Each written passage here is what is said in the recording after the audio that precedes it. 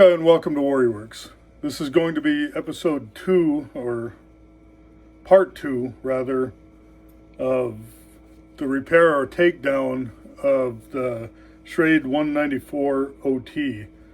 In episode 1, or part 1, we determined that the spring was being worn down and the blade was also being worn down by being mushroomed out, and it was causing it not to have any snap. So there's a couple ways we can do this. I mean, I heard numerous things and I haven't tried any of them, but I've had in my mind this fix that I want to try after watching Scott with Southern Knife Hobbyist. I seen how he had moved the pivot hole just a further towards the tip, so to speak, so it gives it that tension that it lost. So with that being said, I'm going to clean this up. You want to say a hi? Hello. This is my wife, Teresa. She's probably telling me she's going out in this storm so she can go to the store, right? Yes. Okay, I'm going to go to the one near the house. All right, drive careful. Oh, it's just near the house. All right. Okay, Love you. All right. Sorry about that. You can't control everything, right? So this is a knife that I'm talking about, and I want to clean it up, and since it's this far apart and we're going to try to create new swindle keys, or I don't know, I might even order some off of eBay if I know which size to order, because I have plenty of Schrades that need this type of repair, and if it works, and why not? So looks like I got the shop on me. Oh well. So let's move on to the bench, and I'm gonna get these pins out, and then we're gonna quickly do a quick cleaning, and that's all we're going to do this episode or part, and we're gonna just look at it afterwards. Thank you. So let me grab a pair of lineman pliers.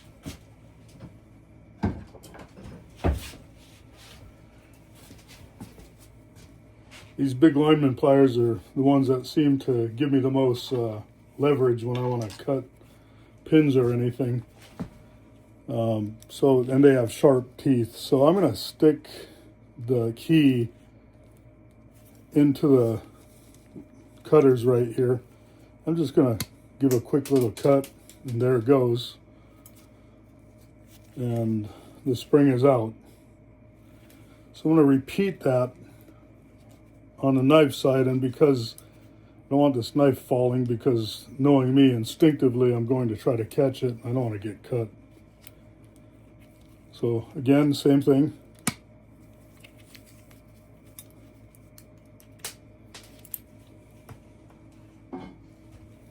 So we got the liners, the knife, the spring, and you could see that mushrooming on that spring right there.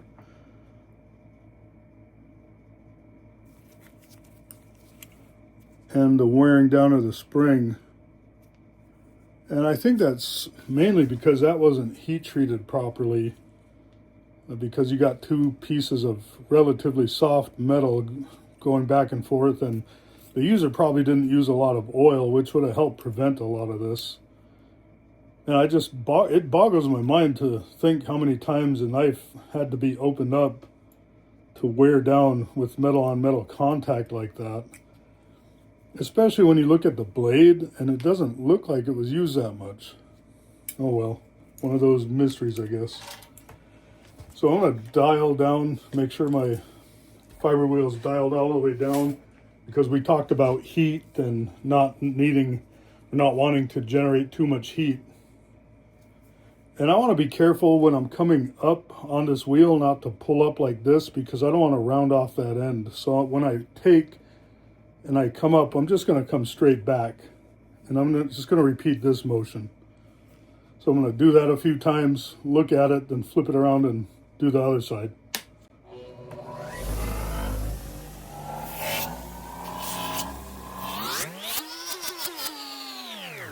Okay, I think that side's good.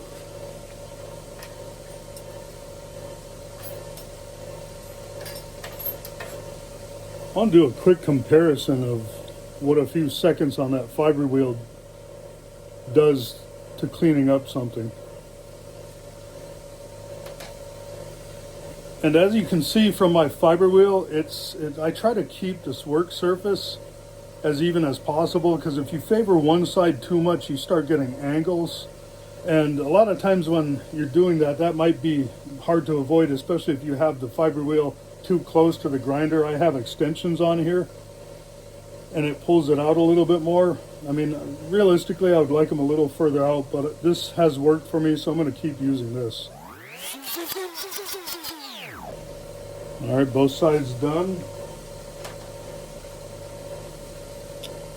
You got the liner lock, pretty grimy, gritty, dirty, same thing.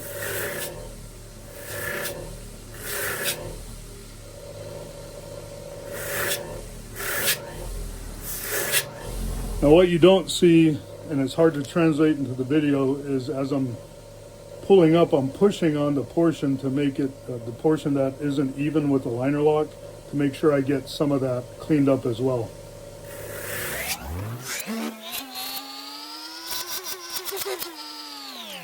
So now we got the spring. And I think I'm going to go to the wire wheel real quick just to, you know what? I think there's not that much there, so I'll go straight to the fiber wheel.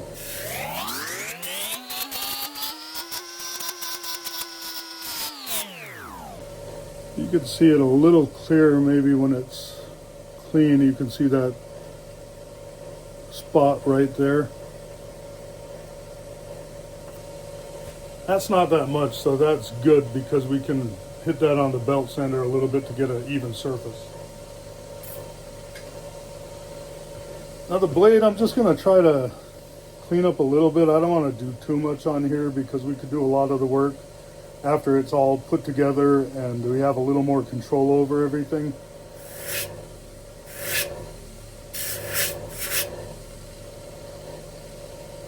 But I just want to make sure that I'm not looking at any heavy pitting or anything.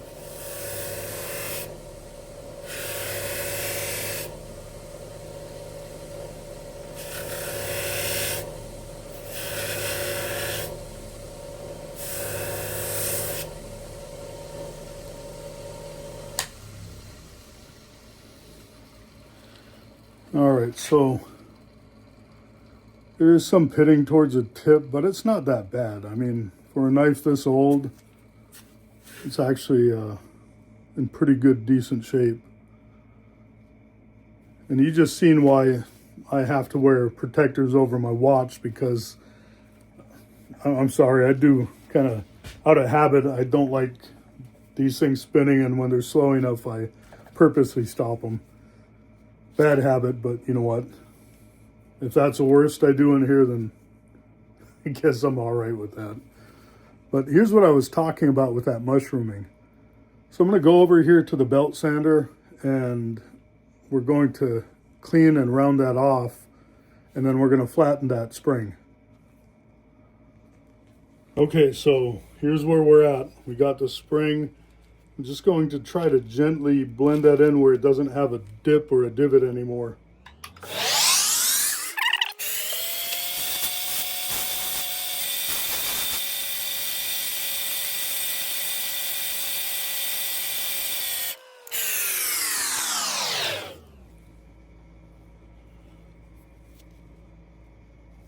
Very high grit sandpaper. Took a lot to get to that point. I could have used a lower grit, but didn't want to tear that up too much. And the whole time I could keep my hand there. I don't think it ever passed, 140, 150 degrees or so. And I feel that's about the temperature my hands don't want to be touching it. So now we're going to take and knock this off.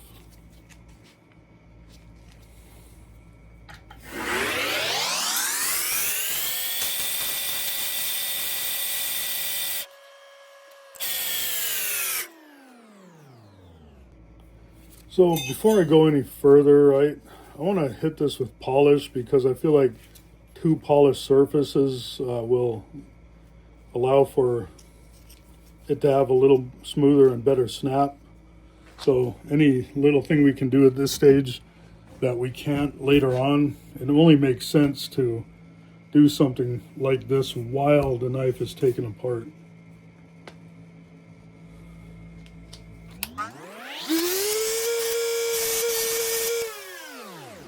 That's all that took for that. Now, let's go back over to the workbench. So here we are with the cleaned parts for the 194OT. You could imagine if we had something to press those pins in place. All we would have to do is put a pin and attach it to the liner, the blade on here on the front, and one pin in the back. Snap it together, drive a spring pin home, and we'd be pretty close to done at this point. And it's because it's not easy, is why I have never tackled successfully a Schrade and moving this hole up. And as you could see right there, there's not a lot of room for me to be moving that hole up and out of the way. So I'm going to give this a little thought before I try to plug that with another piece of steel and re-drill another hole. I think that actually might be the best bet to get the proper snapback.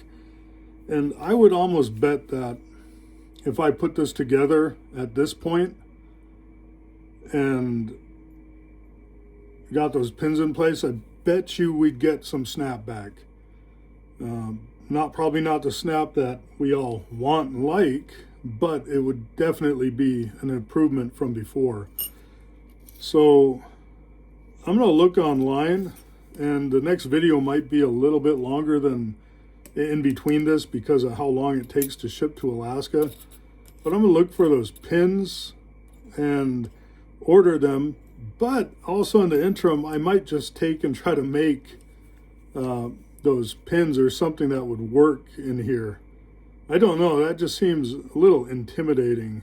Not that I'm afraid of doming pins, but just the spacing and everything has to be right. And if I'm gonna do this, I want it to be right. But if I backed off at this point, then I never would have finished the wallets for my wife.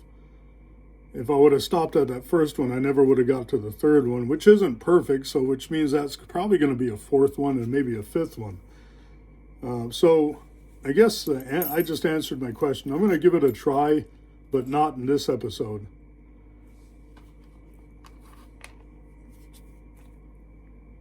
So with that being said, you guys stay warm. Warrior Werks out. If you guys are wondering how it looks right now here in Alaska,